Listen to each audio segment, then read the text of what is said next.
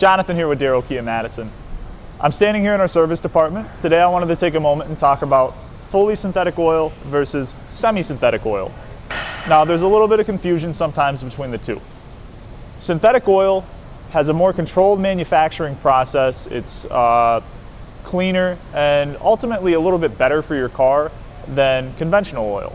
Conventional oil is a lot cheaper, so one product that we offer will be the semi-synthetic oil, which is a blend of conventional and synthetic.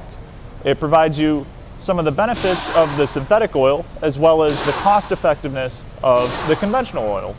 Now, you can also get fully synthetic oil, which is a little more expensive, but ultimately over time for your car, it's a little bit cleaner and better for your engine.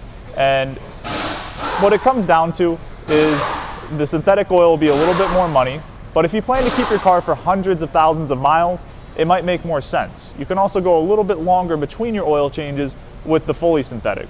So if you have any questions about getting an oil change, what kind of oil to use for your car, anything service related, just give us a call, ask for the service department, and they'll take great care of you.